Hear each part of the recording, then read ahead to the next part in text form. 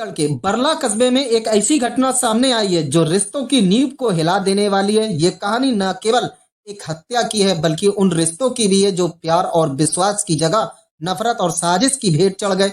ये एक ऐसी त्रासदी है जिसमें एक पत्नी ने अपने ही पति को अपने प्रेम के रास्ते की सबसे बड़ी बाधा मान लिया और उसे रास्ते से हटाने की ठान ली। सुरेश एक मेहनती सिक्योरिटी गार्ड दिल्ली में नौकरी करता था। वह 3 बच्चों 10 साल की नितिशा, 8 साल की पुनीत और 6 साल की रोशनी का पिता था। उसकी पत्नी 30 वर्षीय बीना फिरोजाबाद की रहने वाली थी। दोनों की शादी को 12 साल हो चुके थे। सुरेश हर छुट्टी पर अपने परिवार के पास वर्ला लौट आता था ताकि वह अपने बच्चों और पत्नी के साथ समय बिता सके, लेकिन उसे क्या पता था कि उसकी अनुपस्थिति में उसका घर एक ऐसी साजिश का अड्डा बन चुका था जो उसकी जिंदगी ही छीन लेगा। सुरेश की गैर मौजूदगी में बीना की जिंदगी में एक नया किरदार आया। 24 साल का मनोज, जो उनके मोहल्ले में महज 20 मीटर की दूरी पर एक परचून की दुकान चलाता था। धीरे धीरे बीना और मनोज के बीच नजदीकियां बढ़ी। पहले गुपचुप मुलाकातें, फिर खुल्लम खुल्ला रिश्ता। ये रिश्ता इतना गहरा गया कि दोनों ने समाज और परिवार की परवाह करना छोड़ दिया। गांव में पंचायतें बुलाई गईं। सुरेश ने बीना को समझाने की कोशिश की, लेकिन बीना और मनोज अपने रास्ते से नहीं हटे। जब सुरेश को इस रिश्ते का पता चला, उसने अपनी पत्नी को समझाने की कोशिश की, लेकिन बीना अपने फैसले पर अड़ी रहते हुए एक खतरनाक रास्ता चुना। वह हर बार जब सुरेश घर आता, खाने में नींद की गोलियां मिलाकर उसे और बच्चों को सुला देती थी ताकि वह मनोज के साथ समय बिता सके। वर्ला के सीईओ गर्वित सिंह के अनुसार बीना और मनोज को पहले भी 3 बार आपत्तिजनक हालत में पकड़ा गया था। एक बार अलीगढ़ के एक होटल में, एक बार दिल्ली में और एक बार गांव में। हर बार बीना ने चालाकी से पुलिस को गुमराह कर मनोज को बचा लिया।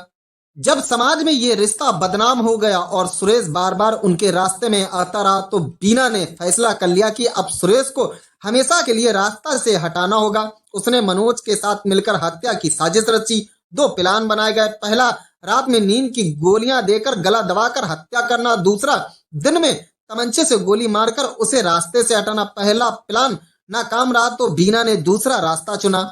घटना वाले दिन सुबह 9:30 बजे सुरेश घर के बाहर चबूतरे पर मोबाइल देख रहा था। बीना ने उस दिन बच्चों को जबरदस्ती स्कूल भेज दिया। भले ही बच्चे अपने पिता के साथ रहना चाहते थे क्योंकि वह उस दिन दिल्ली वापस जाने वाला था। तभी मनोज तमंचा लेकर तैयार वहां पर पहुंचा और सुरेश के सीने में गोली मार दी। सुरेश के भाई विजय ने उसे बचाने की कोशिश की, लेकिन बीना चिल्ला उठी, जितनी गोली मारनी है मार, लेकिन आज इसे बचने मत देना। मनोज ने विजय पर भी गोली चलाई, जिससे उनके कान पर छर्रे लगे।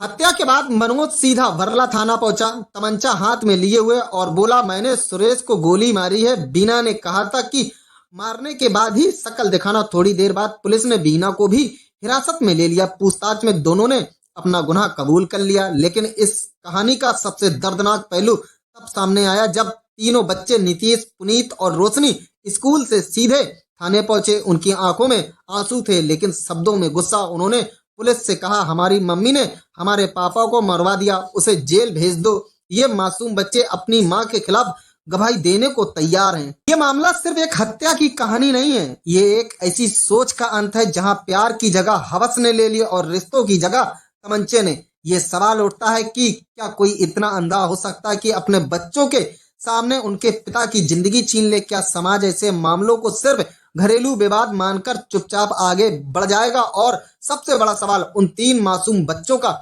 भविष्य अब क्या होगा जो अपने पिता की तस्वीर को देखकर बार बार पूछेंगे, पापा ने क्या गलती की थी? आज बीना और मनोज सलाखों के पीछे हैं, लेकिन इस घटना ने न केवल एक परिवार को तोड़ा बल्कि समाज के सामने कई सवाल छोड़ दिए। ये कहानी हमें ये सोचने पर मजबूर करती है कि रिश्तों में विश्वास और प्यार की जगह जब साजिश और धोखा ले लेता है तो उसका अंजाम कितना भयावह हो सकता है।